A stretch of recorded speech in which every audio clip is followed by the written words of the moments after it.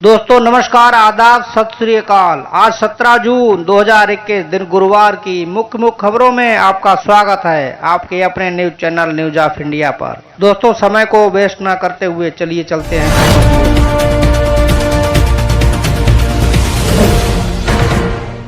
दोस्तों पहली बड़ी खबर उत्तर प्रदेश से। शिक्षक पात्रता परीक्षा यानी टीईटी की वैधता आजीवन करने के प्रस्ताव को मुख्यमंत्री योगी ने दी हरी झंडी। दोस्तों आपको बताते चलें, अब अभ्यर्थियों को एक बार परीक्षा उत्तीर्ण करने के बाद दोबारा देने की आवश्यकता नहीं होगी। इस संबंध में नोटिफिकेशन जारी करने के निर्देश सीएम ने दिए हैं। बड़ी खबर गुजरात से। गुजरात के आणंद जिले में कार और ट्रक की जोरदार टक्कर, एक ही परिवार के 10 लोगों की मौत। बताते चलें, गुजरात के आणंद जिले के तारापुर के पास बुधवार सुबह एक कार और ट्रक की जोरदार टक्कर में एक बच्चे समेत एक ही परिवार के 10 सदस्यों की दर्दनाक मौत हो गई। मिली जानकारी के अनुसार घटना की सूचना मिलते ही पुलिस मौके पर पहुंच गई है। शवों को तारापुर अस्पताल रेफर कर दिया गया है। इस मामले में पुलिस की जांच जारी है। अगली बड़ी खबर, रामायण में आर्य सुमंत का किरदार निभाने वाले एक्टर चंद्रशेखर का निधन। मशहूर टीवी सीरियल रामायण में आर्य सुमंत का किरदार निभाने वाले एक्टर चंद्रशेखर का बुधवार को निधन हो गया। वो 98 साल के थे। रामायण के अलावा चंद्रशेखर ने कई फिल्मों में भी काम किया था। उधर केंद्र की सख्ती के बाद नए आईटी नियम मानने को ट्विटर तैयार। रविशंकर प्रसाद ने बोला जमकर हमला। दोस्तों जैसा कि आपको पता है, केंद्र सरकार की ओर से नए आईटी नियमों को लेकर सख्ती के बाद ट्विटर नए नियमों को मानने के लिए तैयार हो गया है। इसके बाद केंद्र सरकार में मंत्री रविशंकर प्रसाद ने ट्विटर पर हमला बोलते हुए जमकर खरी खोटी सुनाई है। उधर हरियाणा ओपन स्कूल 10वीं और 12वीं के नतीजे के लिए अभी करना होगा इंतजार। आज नहीं जारी हो सका रिजल्ट। हरियाणा ओपन स्कूल कक्षा 10वीं और 12वीं के नतीजे आज घोषित नहीं हो पाए। ताज़ा मीडिया रिपोर्ट के मुताबिक Haryana board of school education आज यानी कि 16 जून 2021 को ओपन स्कूल 10वीं और 12वीं कक्षा के परिणाम 2021 जारी नहीं करेगा। उधर कोरोना की दूसरी लहर में 730 डॉक्टरों की मौत। जाने किस राज्य में सबसे ज्यादा चिकित्सकों की गई जान। देश में कोरोना महामारी की दूसरी लहर में 730 डॉक्टरों की मौत हुई है, जिनमें से सबसे अधिक 115 डॉक्टरों ने बिहार में जान गंवाई है। इसके बाद में दिल्ली 109 डॉक्टरों की मौत हुई है। ये जानकारी इंडियन मेडिकल एसोसिएशन ने बृहस्पतिवार को जारी आंकड़ों में दी। आईएमए के मुताबिक उत्तर प्रदेश में 79, आंध्र प्रदेश में 38 और तेलंगाना में 37 डॉक्टरों की मौत हुई है। उधर तमिलनाडु में गला घोंटकर कोरोना संक्रमित की हत्या, अस्पताल कर्मचारी ने बताई जुर्म के पीछे की वजह। दोस्तों महिला कर्मचारी ने पुलिस के सामने अपना जुर्म कबूलते हुए कहा कि उसे पैसों और सेल फोन की जरूरत थी, जिस वजह से उसने कोरोना के मरीज की गला घोंटकर हत्या कर दी। पुलिस ने आरोपी को गिरफ्तार कर लिया है। उधर विशाखापट्टनम में पुलिस के साथ मुठभेड़ में 6 नक्सली मारे गए। मौके से हथियार भी बरामद हुए। आंध्र प्रदेश के विशाखापट्टनम जिले के कोययूरू गांव में आज सुबह नक्सलियों और पुलिस के बीच मुठभेड़ हो गई। इसमें 6 नक्सली मारे गए। इनमें इनका एक वरिष्ठ नेता, एक महिला सदस्य भी शामिल है। फिलहाल सर्च ऑपरेशन जारी है। मौके से हथियार भी बरामद हुए हैं। ये नक्सली प्रतिबंधित माकपा के सदस्य थे। आंध्र प्रदेश पुलिस ने इनकी जानकारी दी है। दोस्तों कोरोना वैक्सीन को लगवाने के लिए सरकार ने बदला नियम। कोविन पर रजिस्ट्रेशन जरूरी नहीं, आप सीधे सेंटर पर जाकर लगवा सकेंगे कोरोना वैक्सीन। बताते चले, केंद्र सरकार ने लोगों की सुविधा के लिए कोविन पर रजिस्ट्रेशन की अनिवार्यता को खत्म कर दिया है। सरकार के नए नियम के मुताबिक कोई भी शख्स अपने नजदीकी वैक्सीनेशन सेंटर जाकर ऑन साइट रजिस्ट्रेशन करवा सकता है और वैक्सीन ले सकता है। दोस्तों अगर आप भी सरकार की इस पहल का समर्थन करते हैं तो कमेंट बॉक्स में सरकार के समर्थन में कुछ अवश्य लिख। उधर कोविड से उबर चुके लोगों पर 12 महीनों तक काम कर सकती है कोविड शील्ड की एक ही खुराक। शोध में हुआ खुलासा। कोरोना वैक्सीन को लेकर राहुल का बीजेपी पर निशाना। कहा देश में झूठ नहीं बल्कि पूर्ण टीकाकरण की है जरूरत। देश में महामारी कोविड-19 की दूसरी लहर के कारण मचे हाहाकार के बीच कांग्रेस नेता राहुल गांधी ने केंद्र और प्रधानमंत्री नरेंद्र मोदी पर निशाना साधा है। उन्होंने आरोप लगाया कि देश में कोरोना वैक्सीन की किल्लत को छिपाने के लिए भाजपा झूठ बोल रही है। दोस्तों आपने एक कहावत सुनी होगी, जहां चाहा वहां रहा। इस कहावत को बोकारो की सुनीता ने कर दिखाया चरितार्थ।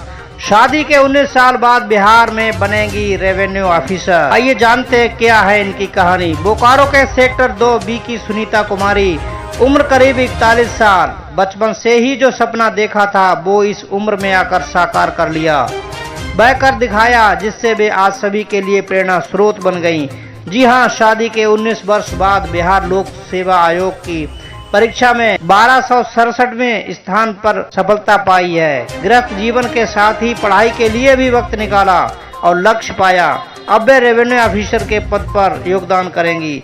सुनीता की सफलता की कहानी सुनकर हर कोई सराहना कर रहा है। दोस्तों, सुनीता ने अपनी कामयाबी से आपको भी उत्साहित किया है, तो वीडियो को अभी लाइक करें। देश में अपनों ने ठुकराया तो अमेरिका और इटली ने गले लगाया।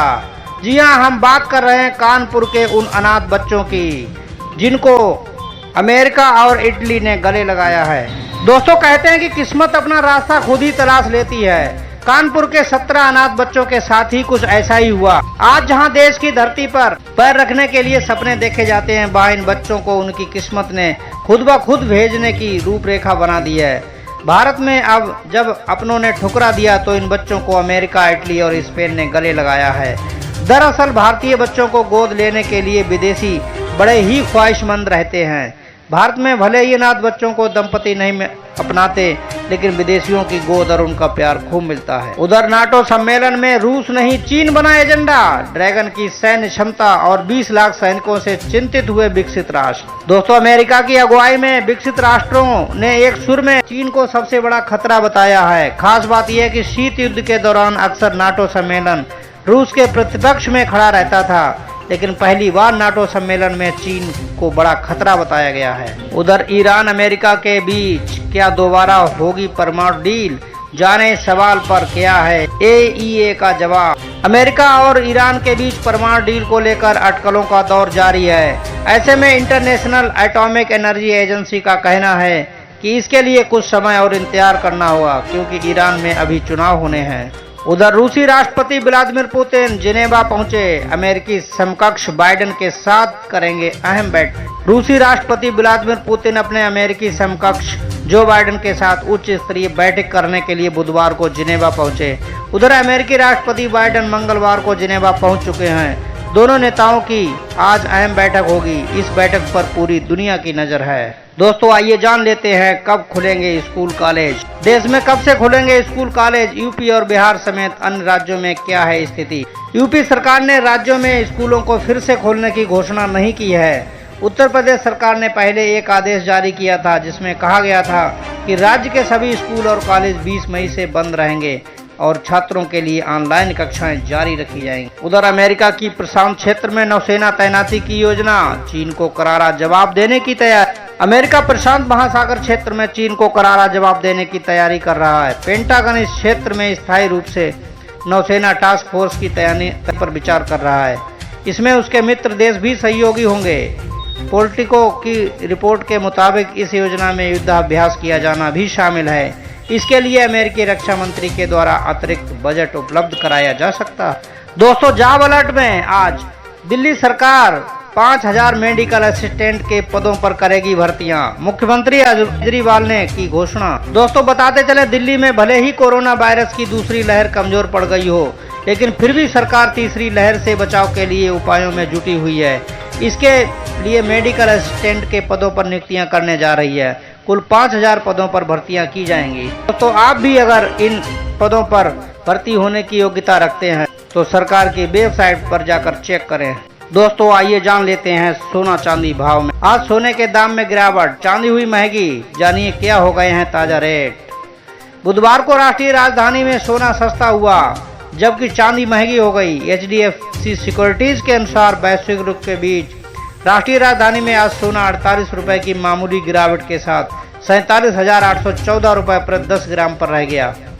इसके विपरीत चांदी 340 रुपए बढ़कर 70,589 रुपए प्रति किलोग्राम हो गई, जो पिछले कारोबार में 70,249 रुपए प्रति किलोग्राम थी। चलिए चलते चलते जान लेते हैं मानसून अपडेट। बिहार में भारी बारिश से बाढ़ का खतरा, जाने यूपी, MP, दिल्ली समेत अन्य राज्यों का क्या है। दोस्तों, मौसम विभाग की माने तो अगले 24 घंटों के दौरान बिहार, पूर्वी उत्तर प्रदेश, गंगीय पश्चिम बंगाल, छत्तीसगढ़ के कुछ हिस्सों, पूर्वोत्तर मध्य प्रदेश, दक्षिण कोंकण, गोवा, तटीय कर्नाटक और केरल के कुछ हिस्सों में मध्यम से भारी बारिश हो सकती है। मध्य प्रदेश के बाकी हिस्सों, तेलंगाना के कुछ हिस्सों, विदर्भ के कुछ हिस्सों, उत्तराखंड और हिमाचल प्रदेश के अलग अलग हिस्सों और तेलंगाना के कुछ हिस्सों में हल्की से मध्यम बारिश के साथ एक दो स्थानों पर भारी बारिश हो सकती है।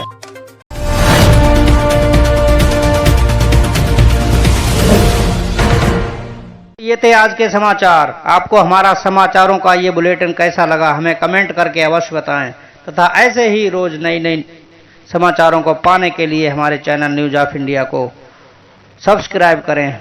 जय हिंद, धन्यवाद।